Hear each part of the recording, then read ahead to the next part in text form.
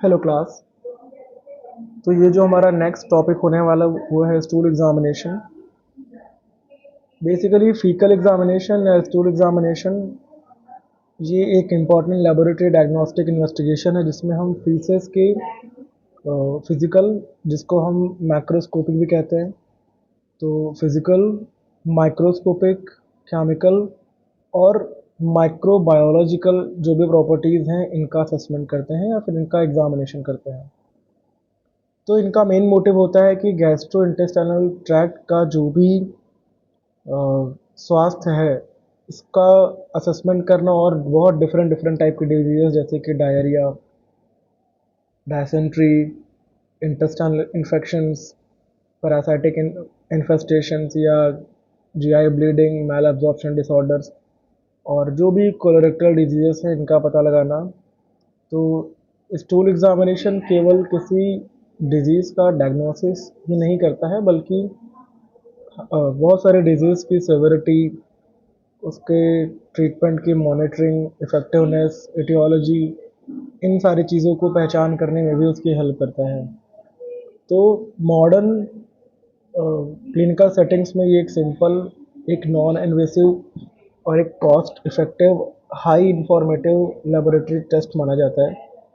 So stool examination is a systematic laboratory analysis of a fecal specimen using macroscopic, microscopic, chemical, and microbiological methods to evaluate structure, composition, and pathological abnormalities of feces for a diagnosis, monitoring, and management of GI diseases and systemic disorders. तो बहुत आसान भाषा में stool examination एक ऐसा laboratory investigation test है जिसमें हम फीसेस का कलर, उसका ओडर, उसका क्वांटिटी, उसका शेप, उसके अंदर पाए जाने वाले सेल्स, पैरासाइट्स, ब्लड, केमिकल और बहुत सारे माइक्रोब्स का एक असेसमेंट करके हम डाइजेस्टिव और उससे रिलेटेड डिजीज की पहचान करते हैं। तो सोचिए कि क्यों स्टूल एग्जामिनेशन को परफॉर्म किया जाता है। बेसिकली स्टूल एग्जामिनेशन कई रीज़न से कर सकते हैं, जैसे कि कोई जीआई डिजीज़ का डायग्नोसिस करना हो, है ना, डायरिया है, डायसेंट्री है, इन्फ्लामेटरी बाउल डिजीज़ या फिर पेप्टिक अल्सर, ब्लीडिंग या फिर कोलोरेक्टल डिजीज़, इन सब चीज़ों का पता लगाने के लिए।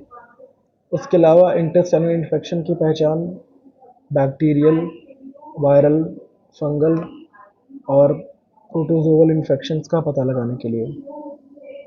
पैरासाइटिक इन्फेक्शन की पहचान जैसे करते हैं तो जो भी इंटेस्टाइनल वॉर्म्स होते हैं या प्रोटोजोआ जैसे अमीबा हो गया, गियार्डिया हो गया, hook warm, round warm, tape warm, इनको समझने के लिए। ठीक है, जीआई ब्लीडिंग का पता लगाने के लिए विजिबल ब्लड या कट ब्लड दोनों को पहचान सकते हैं हम।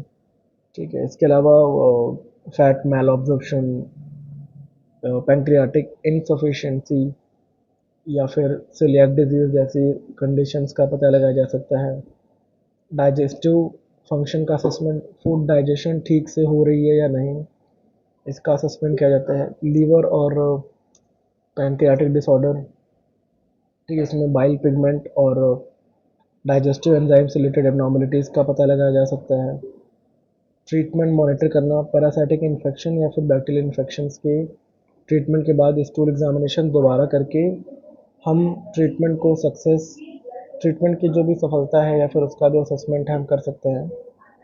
तो इतना काफ़ी है। अगर हम ओवरऑल ऑब्जेक्टिव्स की बात करें स्टूल एग्जामिनेशन के, कुछ मेन मोटिव उसमें हैं, जैसे कि स्टूल की फिजिकल कैरेक्टरिस्टिक्स को समझना, उसकी colour, consistency, shape, quantity, odour, presence of mucus, presence of blood, चीज़ें वैसे हम आगे देखने वाले हैं ये। ठीक है, और माइक्रोस्कोपिक में RBC, pus cells, epithelial cells, parasites, ova, cyst, larva, yeast cells और undigested food particles. Chemical constituents में pH, occult blood, bile pigments, bile salt, reducing sugar, fat, protein, ये सारी चीज़ें। इसके अलावा इन्फेक्शियस ऑर्गेनिज्म या जीआई डिसऑर्डर्स, जैसे diagnosis में उसकी diarrhoea, dysentery, malabsorption syndrome, GI bleeding, colon diseases, pancreatic disorders, ये सारी चीज़ें हैं। ठीक है।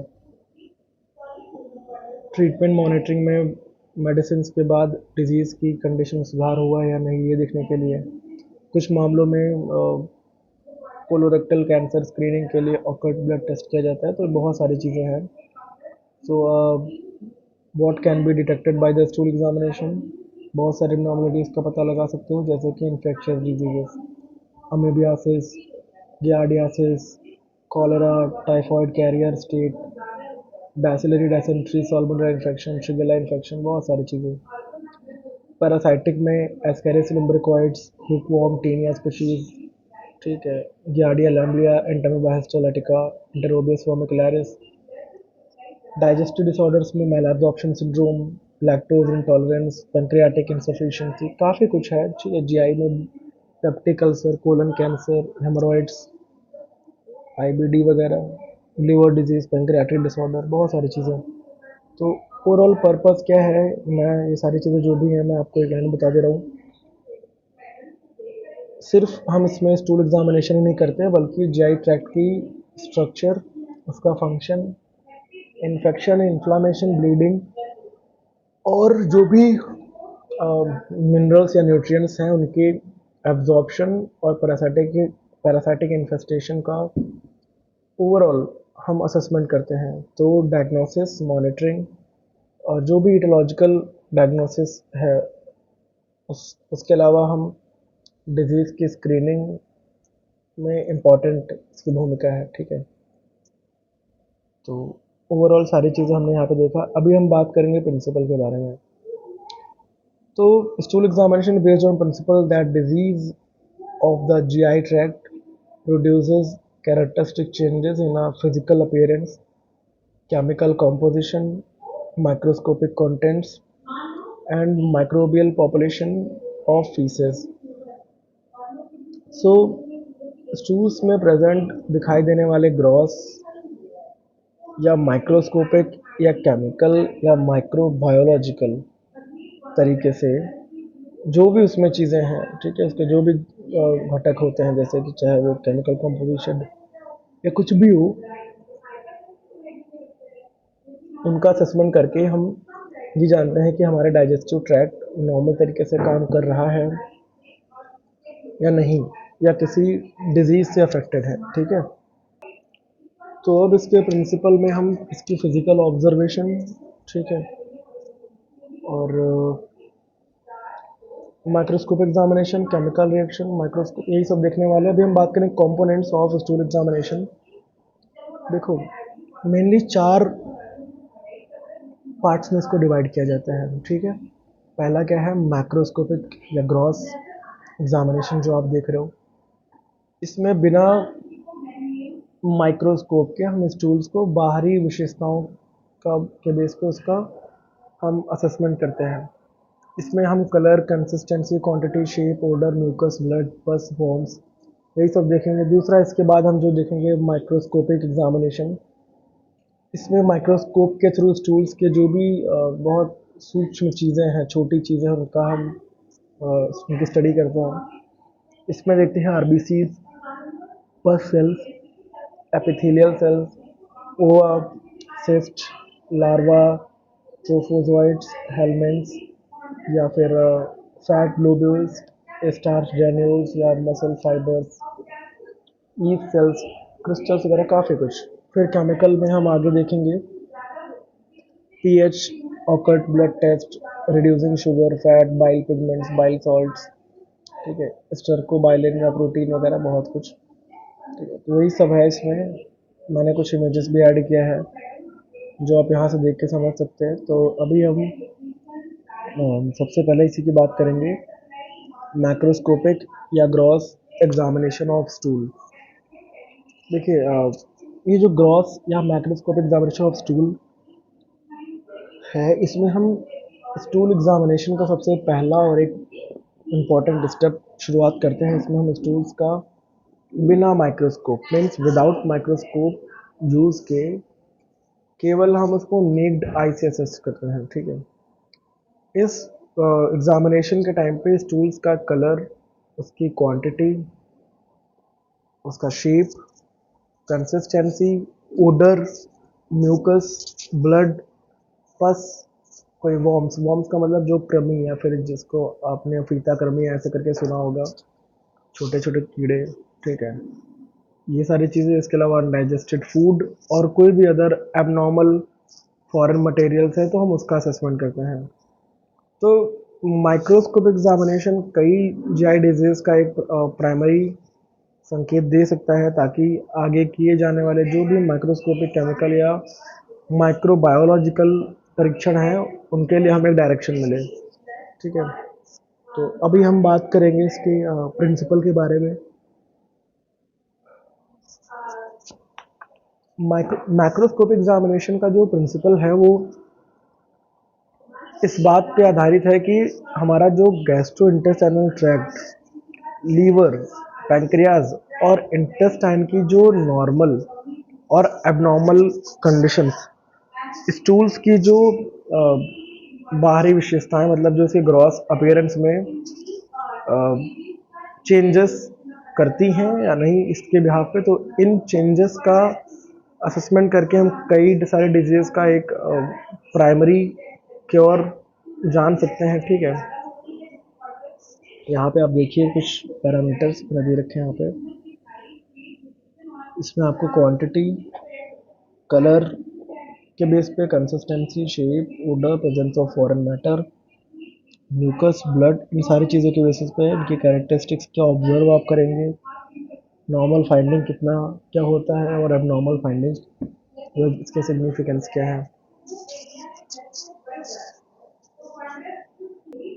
तो इसके जो ऑब्जेक्टिव्स हैं, स्टूल्स की जो नॉर्मल और एबनॉर्मल फिजिकल कैरेक्टरिस्टिक्स को समझना, जीआई ब्लीडिंग को पहचानना, डायरिया और कॉन्स्टिपेशन का असेसमेंट करना, लीवर और जो बिलियरी डिजीजेज हैं उनके साइंस को ऑब्टेन करना, मैल एब्जॉर्प्शन सिंड्रोम को समझना, वॉर्म इन्फेस्टेशन का पता लगाना, म्यूकस, पस और ब्लड की प्रेजेंस का असेसमेंट, आगे की माइक्रोस्कोपिक और लेबोरेटरी इन्वेस्टिगेशंस को एक तरीके से तैयारी करना उसके लिए, ये चीज़ें हैं। तो अभी इसमें जो भी पैरामीटर्स हैं, quantity, colour, consistency, shape, odour, presence of mucus, blood, pus, worms, undigested food, foreign material, बहुत सारी चीज़ों के बारे में पढ़ेंगे। फर्स्ट ऑफ ऑल हम बात करेंगे quantity, means amount of stool. देखिए, एक हेल्दी अडल्ट में नॉर्मली 100 से 200 या 250 ग्राम पर डे स्टूल निकलता है, बनता है। ये जो अमाउंट है ये हमारे फूड या फिर हमारे डाइट, हमारे पानी की मात्रा और व्यक्ति की पाचन क्षमता पर निर्भर करती है, ठीक है। अगर क्वांटिटी 200 और 250 ग्राम पर डे से ज़्यादा है, ठीक है, इंक्रीज है, तो क्या होगा, हाई फाइबर डाइट होगी, एक्यूट डायरिया हो सकता है, मैल एब्जॉर्प्शन सिंड्रोम हो सकता है, ठीक है, और हाइपरथायरॉयडिज्म हो सकता है, क्रॉनिक इंटेस्टाइनल इन्फेक्शंस हो सकते हैं, लैक्सेटिव अब्यूज़, लैक्सेटिव अब्यूज़ मतलब एंटी कॉन्स्टिपेशन वाली दवाओं का गलत इस्तेमाल। उसके अलावा अगर क्वांटिटी 100 ग्राम पर डे से भी कम है तो हो सकता है कॉन्स्टिपेशन हो, ठीक है, या low fibre diet, dehydration, intestinal obstruction और रिड्यूस्ड फूड इनटेक वगैरह। दूसरा हम बात करेंगे कलर ऑफ स्टूल की। देखो, स्टूल का जो नॉर्मल कलर होता है वो स्टर्कोबाइलिन पिगमेंट की वजह से होता है, ठीक है, जो ब्राउन होता है। तो ब्राउन स्टूल का जो कलर है वो नॉर्मल है, light brown to dark brown हो सकता है, वजह स्टर्कोबाइलिन पिगमेंट और अरे नॉर्मल डाइजेशन और बाइल सिक्रेशन की वजह से होता है। तो this is the very normal colour. But अगर हम यही चीज़ बोलें ब्लैक स्टूल, ये इसको हम मेलेना बोलते हैं, ठीक है। ब्लैक शाइनी या थोड़ा टारी स्टूल कह सकते हैं। इसकी वजह upper GI bleeding, peptic ulcer, gastric ulcer, oesophageal varices और iron therapy, bismuth containing drugs, ये बहुत सारी वजहों से हो सकता है। ठीक है, तो क्लिनिकल सिग्निफिकेंस के तौर पे अगर स्टूल टैरी और बहुत दुर्गंध युक्त हो तो अपर जीआई ब्लीडिंग या मेलेना का संकेत है। ठीक है, यहाँ पे इसीलिए मैंने आपको दिखा रखा है ताकि आप कलर वाइज समझ जाएं चार्ट देख के। ठीक है, तो common causes peptic ulcer disease, gastric cancer, oesophageal varices, gastritis, upper GI haemorrhage. Next है ब्राइट रेड स्टूल, इसको बोलते हैं haematochezia. Fresh red blood mixed with stools या फिर स्टूल्स की लेयर पे, ठीक है, सरफेस पे। तो इसकी वजह haemorrhoids, anal fissures, rectal bleeding, ulcerative colitis, colorectal cancer, diverticular disease या rectal bleeding, lower GI bleeding, ये सारी चीज़ें। तो लोअर जीआई ब्लीडिंग का इसमें संकेत हो सकता है। इसके अलावा पेल और क्ले कलर्ड, अगर हम स्टूल्स की बात करें तो अपीयरेंस वाइट, पेल ग्रे या क्ले कलर्ड का। इसकी वजह obstructive jaundice, gall stones, bile duct obstruction, liver disease. और क्लिनिकल सिग्निफिकेंस में हम ये कह सकते हैं कि स्टूल्स में बाइल पिगमेंट्स की कमी की वजह से ऐसा हो सकता है। Yellow stools often greasy, bulky और foul smelling due to excess fat in the stool, इसको बोलते हैं स्टीटोरिया। और ये यूजुअली इंडिकेट करेगा पुअर फैट डाइजेशन और एब्जॉर्प्शन। तो पैंक्रियाटिक इंसफिशिएंसी या फिर fat malabsorption, coeliac disease और ग्यार्डिसिस, ये चीज़ें हो सकती हैं। तो मैल एब्जॉर्प्शन सिंड्रोम का संकेत हो सकता है। उसके अलावा ग्रीन स्टूल की बात करें तो उसकी वजह occurs when food passes rapidly through our intestine before the bile pigments are uh, fully converted into stercobilin। तो इसकी वजह rapid intestinal transit, diarrhoea, antibiotic therapy, green leafy vegetables या एक्सेस बाइल पिगमेंट्स। तो स्टूल इंटेस्टाइन में बहुत तेज़ी से गुजर रहा है, ठीक है, इस वजह से भी ऐसा है। इसके अलावा हम बात करेंगे अभी कंसिस्टेंसी ऑफ स्टूल। कंसिस्टेंसी पानी की मात्रा और इंटेस्टाइनल मोटिलिटी पर डिपेंड करती है। तो नॉर्मल स्टूल बहुत सॉफ्ट, फॉर्म्ड, पूरी तरीके से बने हुए, स्मूथ और वेल शेप्ड के होते हैं। तो consistency refers the firmness or softness of stools and depends mainly on the amount of water present in the feces। So normal stool की बात करें तो नॉर्मल कंसिस्टेंसी में सॉफ्ट, फॉर्म, वेल शेप बता रहा है। हार्ड स्टूल की बात करें तो हार्ड स्टूल या dry stool usually indicates constipation. Excessive water absorption from the colon causes stool to become dry and difficult to pass। तो कॉन्स्टिपेशन, डिहाइड्रेशन, लो फाइबर डाइट, ये सारी वजहें हो सकती हैं। इसमें होता है कि इंटेस्टाइनल ट्रांजिट टाइम बढ़ा हुआ होता है।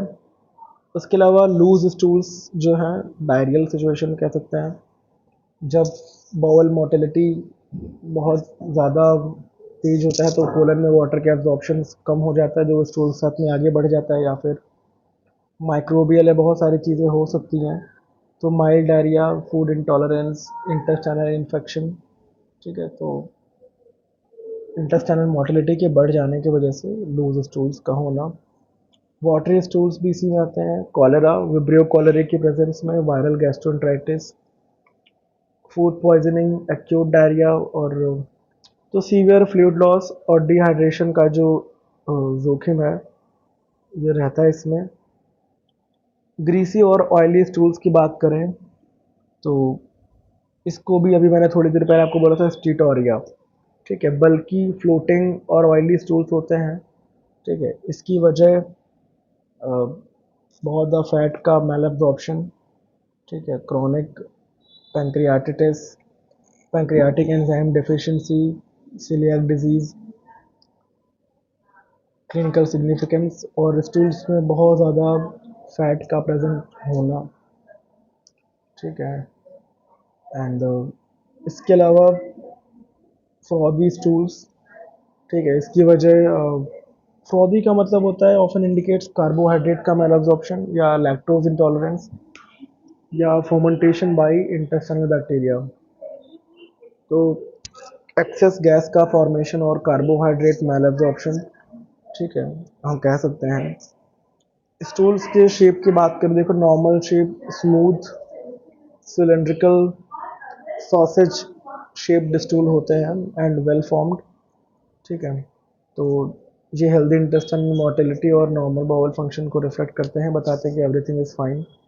बट अब नॉर्मल की बात करें तो pencil like stools, shape of stools मैंने आपको बता दिया। तो अब जो अब नॉर्मल मैं बोला पेंसिल लाइक स्टूल, तो इसके कॉजेस होते हैं कोलोरेक्टल कैंसर या रेक्टल स्ट्रक्चर, ठीक है। इसके अलावा जो पैलेट लाइक स्टूल्स, पैलेट का मतलब छोटे छोटे बुलेट्स टाइप से, तो क्रॉनिक कॉन्स्टिपेशन या इरिटेबल बॉवल सिंड्रोम में। रिबन शेप जो स्टूल्स होते हैं रेक्टल ऑब्स्ट्रक्शन और एनाल स्टेनोसिस की वजह से।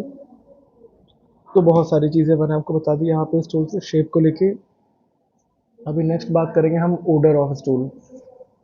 नॉर्मल ओडर, हल्का अनप्लीजेंट कैरेक्टरिस्टिक, जो फीकल ओडर जो बैक्टीरियल एक्शन और प्रोटीन बैकग्राउंड के ब्रेकडाउन की वजह से होता है।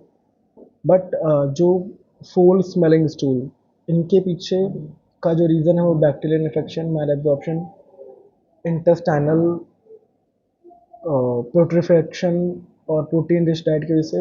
एक्सट्रीमली अगर ऑफेंसिव ओडर है तो उसके पीछे जीआई इन्फेक्शंस या क्लॉस्ट्रियोडाइट्स या डेफिशाइल इन्फेक्शन, ये चीज़ें हो सकती हैं। एंड टिश्यू नेक्रोसिस वगैरह, ठीक है। वेल, सूर ओडर, पुट्रीड ओडर, बहुत सारे ओडर है, तो आप इसको पढ़ लीजिएगा। अभी नेक्स्ट बात करेंगे प्रेजेंस ऑफ म्यूकस। नॉर्मल कोई म्यूकस नहीं होना चाहिए, ठीक है। एंड अगर म्यूकस बढ़ता है तो उसकी वजह dysentery, ulcerative colitis, irritable bowel syndrome, Crohn's disease and colorectal inflammation हो सकता है। तो बहुत ज़्यादा म्यूकस इंटेस्टाइनल इन्फ्लामेशन का साइन दे सकता है। तो ये सारी चीज़ें, ठीक है, अमेबिक डायसेंट्री और इसके अलावा bacillary dysentery, ulcerative colitis, Crohn's disease, IBS and colorectal carcinoma वगैरह। Next, presence of blood. Normal visible blood absent होना चाहिए, ब्लड नहीं दिखता है, normal stool does not contain visible blood. तो बट फ्रेश रेड ब्लड जिसको बोलते हैं हेमाटोसिसिया, मैंने बताया था उसमें हेमोरॉइड्स, एनाल फिशर्स और लोअर जीआई ब्लीडिंग की वजह से। उसके अलावा dark blood, melena, upper GI bleeding, gastric ulcer, डोडेनल ulcer. तो जीआई ट्रैक्ट में कहीं ना कहीं ब्लीडिंग हो रही है, ये हमें क्लिनिकल सिग्निफिकेंस देगा, ठीक है। और नेक्स्ट, प्रेजेंस ऑफ पस की बात करें हम, तो प्रेजेंस ऑफ पस में नॉर्मली पस भी नहीं होना चाहिए। अगर हो रहा है तो बैसिलरी डायसेंट्री, अल्सरेटिव कोलाइटिस या सीवियर बैक्टीरियल इन्फेक्शन या इंटेस्टाइनल एब्सेस हो सकता है। तो इंटेस्टाइनल इन्फेक्शन और सीवियर इन्फ्लामेशन का साइन, ठीक है। उसके अलावा प्रेजेंस ऑफ वॉर्म्स या पैरासाइट्स की बात करें हम, यहाँ पे आप देख सकते हो, मैंने ये जो इमेज लगाई है इसमें आप अलग अलग टाइप के वॉर्म्स को आप इस तरीके से इसमें देख के समझ सकते हो, जो स्टूल्स में दिखेंगे, ठीक है, चार्ट के तौर पे। देन तो नॉर्मली कोई वॉर्म में पैरासाइट नहीं दिखाई देता है, ठीक है। अगर हो रहा है, जैसे कि अब पैरासाइट्स कौन से होते हैं, ascaris lumbricoides, round worm, taenia species, tape worm, enterobius vermicularis जो पिन वॉर्म है, हुक वॉर्म, ट्राइकोरिस, ट्रैक्यूरिया। तो बहुत सारे हैं जो आप यहाँ पे देख सकते हो, मैंने कई सारी इमेजेस, ठीक है, लगा रखी हैं। वेल, तो पैरासाइटिक इन्फेस्टेशंस की ये जो चीज़ें हैं क्लियर करती हैं। इसके अलावा प्रेजेंस ऑफ अनडाइजेस्टेड फूड, ठीक है, नॉर्मली बहुत कम मात्रा में दिखाई दे सकता है, but excessive undigested food, malabsorption syndrome, या pancreatic insufficiency, rapid intestinal transit या पुअर डाइजेशन का साइन दे सकते हैं। ठीक है, ठीक से चबाए नहीं खाने को। डाइजेस्टिव डिसफंक्शन या एंजाइम डेफिशिएंसी का sign. Presence of foreign materials. ठीक है, फॉरेन मटेरियल्स में कुछ चीज़ें शामिल हो सकती हैं, जैसे कि seeds, vegetable fibres, plastic particles, stones, cotton fibre, paper fragments या drug tables, capsules, tablets, capsules, बहुत चीज़ें होते हैं। बेरियम रेसिड्यू रेडियोलॉजिकल स्टडीज़ के बाद अक्सर। तो ये सारी चीज़ें तो हाल ही में खाए गए पदार्थों या दवाओं को जानकारी मिल सकती है। कुछ फॉरेन बॉडीज़ एक्सीडेंटल इंडाइजेशन का साइन दे सकती हैं। ठीक है, तो क्लिनिकल सिग्निफिकेंस ओवरऑल आप इसमें देख लीजिएगा जो मैंने बता दिया। अभी नेक्स्ट क्लास में जो हम डिस्कस करेंगे वो है माइक्रोस्कोपिक एग्जामिनेशन ऑफ स्टूल। सो तब तक के लिए यहीं पे रखते हैं, बाकी मिलेंगे नेक्स्ट क्लास में। Thank you and welcome.